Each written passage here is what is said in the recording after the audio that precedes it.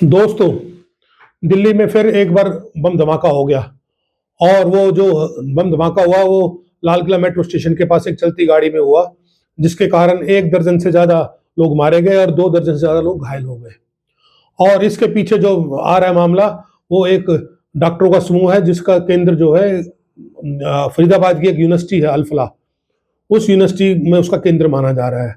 ये university develop तो शुरू तो हुई थी इंजीनियरिंग कॉलेज से, पर बाद में से मेडिकल कॉलेज बन गया और इस यूनिवर्सिटी को 74 एकड़ में जो फैली हुई है, इस यूनिवर्सिटी को हम एक तरह से जामिया मिलिया और अलीगढ़ मुस्लिम यूनिवर्सिटी का एक प्राय मान रहे थे कि यहाँ से एक बहुत अच्छे स्कॉलर्स निकलेंगे। पर ये धीरे-धीरे आतंकवादियों का गढ़ बनता जा रहा है और ये समझ नहीं आ रहा है कि ये नया मॉड्यूल कैसे सामने आया है कि अब तक जो आतंकवादी थे, ज़्यादातर कम पढ़े-लिखे लोग, नौजवान, नशे वाले, पैसे के दबाव से या कुछ पीड़ित लोग, फ़ोर्स के पीड़ित लोग, इस तरह के आतंकवादी बनते थे।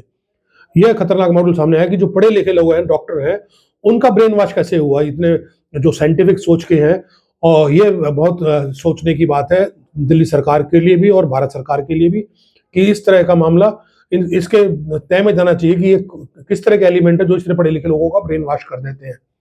और दूसरी बात हमारी गवर्नमेंटों पे आती है, जो केंद्रीय सरकार है और राज्य सरकारें हैं, जहाँ सब जगह बीजेपी की सरकार है, तो ये इतना बड़ा विस्फोटक पहले तो देश में आया कैसे? वो जिम्मेवारी किसकी है?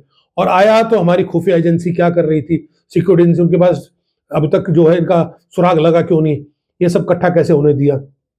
क्योंकि कई साल पहले जो पुलवामा में अटैक हुआ था, जिसमें 40 नौजवान शहीद हुए थे, उसमें 300 किलो आरडीएक्स था, उसका आज तक नहीं पता चला। तो इसमें हमारी जो है गवर्नमेंट और खुफिया एजेंसी के भी फेलियर है। तो गवर्नमेंट को इस बारे में अभी तहकीकात चल रही है, तो बहुत बारीकी से ध्यान रखना पड़ेगा और इस बात की जिम्मेवारी लेनी पड़ेगी कि ये विस्फोटक हमारे देश में आए कैसे और ये सिक्योरिटी एजेंसी की फेलियर है और इस बात का ध्यान रखें गवर्नमेंट को कि आगे से इस तरह की घटना ना हो। धन्यवाद, जय हिंद।